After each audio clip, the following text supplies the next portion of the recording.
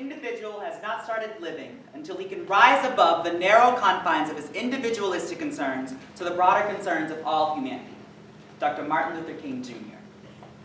As an actor, I have always been passionate about art. And it's through this passion that I have been able to uncover new identities and experiences that I never knew existed. One of my favorite ways to explore these identities was when I was younger, reading comic books. I loved the extraordinary characters and their harrowing adventures and the positive impact that they had on their society. But the more that I read these stories, the more that I realized these characters don't look like me and they don't share my story. I was devastated. This is why I feel that the global arts community should address the issue of a lack of diversity and inclusion within the arts. As we move into an age of more cultural and social diversity, it is of the utmost importance that we acknowledge the voices of everyone who has made an impact on history. Because of this, I feel that being at a PWI, or predominantly white institution, can sometimes hinder this, because it's so easy to get stuck in an echo chamber of the same perspectives and ideas. But if students aren't exposed to new perspectives and ideas, how can we move forward as a more empathetic and inclusive society? So today we will go over the issues of a lack of diversity and my proposed solutions to the problem. First, let's start with this long persisting problem. Despite the shifting demographics of our society, arts organizations are still struggling to appeal to a diverse set of audience members, artists, and donors. And this can be separated into two parts.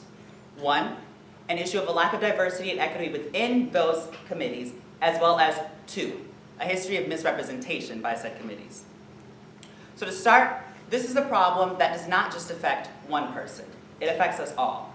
And the lack of diversity and equity within these organizations is a key component of it.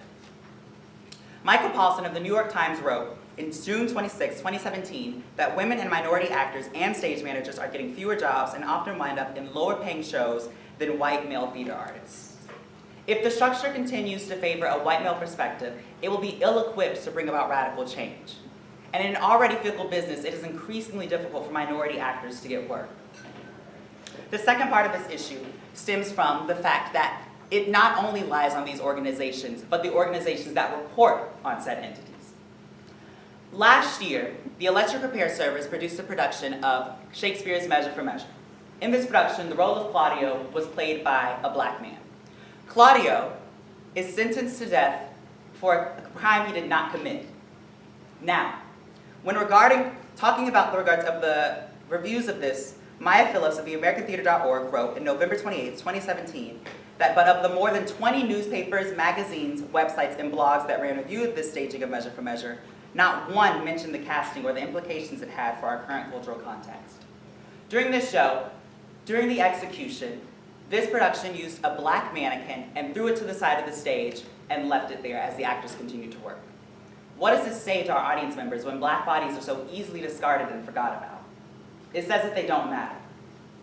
Now, the second part of this problem stems from the misrepresentation of these organizations.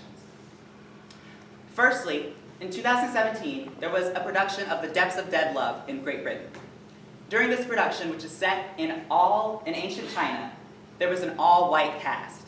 This can be completely culturally insensitive. And as of now, Lynn Gardner wrote that in The Guardian that on January 20th, 2017, there is an ever-widening pool of talented actors of East Asian descent in Britain, more than ready to take major roles in any play, not only those set in China. So the problem is not that there are not artists willing to work, it's that they're not being asked to represent these roles. Now, despite the gravity of the situation, I do believe that there are solutions to this. My first solution would be to address this issue federally. I believe that the government should increase funding to the NEA by taking funding away from anti-immigration policies or policies that may be discriminatory. With this, I believe that the NEA can bring about more organizations in communities that may not be able to have them. Kevin Lamarck wrote that the NEA leveled the playing field for arts organizations nationwide. It provides funding to all 50 states and 5 U.S. jurisdictions and promotes a model of equity, inclusion, and state-to-local collaboration. So with this, again, we can increase the amount of art and the exposure to art to people who may not be able to have this.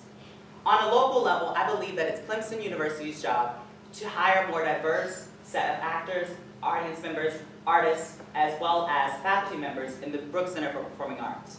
If you go on their website, the Brooks Center currently has 54 faculty members. Out of those 54 faculty members, only 3 belong to a different ethnic group. This is not okay, as there is a multitude of minority actors and performers in the program. Now, on an individual level, I believe that it's our job to educate ourselves and to support each other. And the best way to do this is to support each other through supporting our art. One of the most collaborative art forms is poetry. Poetry slam is a great way to learn about new experiences and stories that you may have never experienced. Wits In, as well as Coffee Underground and Greenville are great ways to expose yourselves to this. On the website for Wits In Poetry, they state that the annual Art of Slam Conference is an event where emerging local poets, teens, and teachers can build their craft and expand their knowledge of poetry slam. Now, with this shows that poetry is so inclusive, because not only does it take away from people who are experienced with it, you can be of any race, any age, and again, any experience level to be able to participate and to support. Another way to support is to support organizations on campus that are promoted to diversity and inclusion within the arts. Organizations like Theater Hinge. So, although this issue does seem like it can be sometimes irreplaceable and irreparable, I believe that we can. And we can do it because we, as students, have a voice that needs to be heard. And we have already made significant strides with this. As of now, the mantle of Spider-Man was taken on by a Black Latino teen named Miles Morales. Finally, a character that I can relate to. Again, we talked about the diversity and inclusion in the arts and ways that we can prevent this from happening. Now, I still believe that the global arts community should address this issue because it will help with our society in becoming a more inclusive and empathetic society.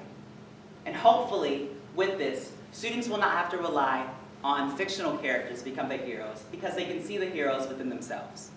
Thank you.